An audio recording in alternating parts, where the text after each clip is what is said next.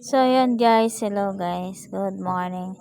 So, ayun nga guys. Pagigising ko sa umaga, may dumating na blessing na naman guys. Nagpatawag ng pagpupulong ang aming congresswoman na si Ate Kong Rida Lopez guys. So, ayun makikita nyo kasama ko si Angel, si Joanna at dalawa kong pamangkin. At iba pa namin mga kapitbahay guys. So, ayan. Napakadaming tao dito guys. Hindi nga sana pupunta kasi talaga napakainit na dito guys. Pero no choice. Kasi blessing din to guys. Sayang naman, di ba?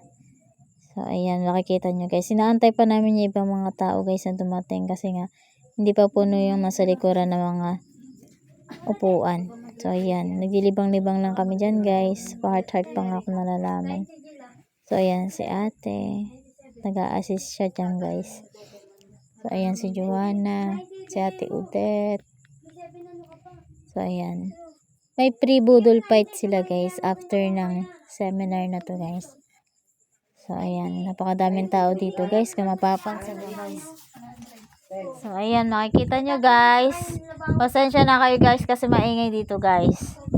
Talaga. So, ayan yung pamangkin ko guys. Kasama ko nga siya. O, diba? For the tawa ang person guys, diba? So, ayan. Si Angel. Ito nga ako guys. Binigyan kami dyan guys ng t-shirt kaya sinuot na namin. Pinatong na namin sa mga damit namin. At pamaypay. So ayan. So ayan nga guys. Di ko na na-videoan tapos na ang seminar. Kaya ayan may pabudol fight. Kumakain na kami guys.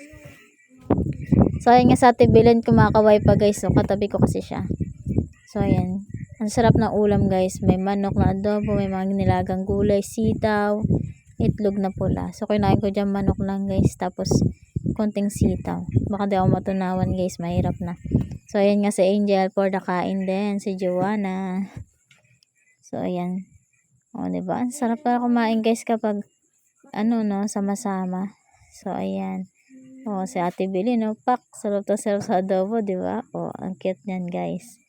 So, at saka si Kuya. O, dila pa dahil sa malinamnam na pagkain guys. So, ayan. Yung pamangkin ko guys. Kumakain din sila. Kinain ko nga dyan guys yung 2 piraso na pakwan kasi prutas yun guys, kailangan ko yun. So ayan, makikita nyo guys, diba? Ang dami. Si kuya nga nasa likod, nasa dulo guys kasi nga nahuli na, nauna na siya sa amin kaya nahiwalay siya. So dun siya kasama niya yung mga senior. So ayan, may pansit, adobong manok, nilagang mga gulay. So ayan yung water guys. So diba? Ayan.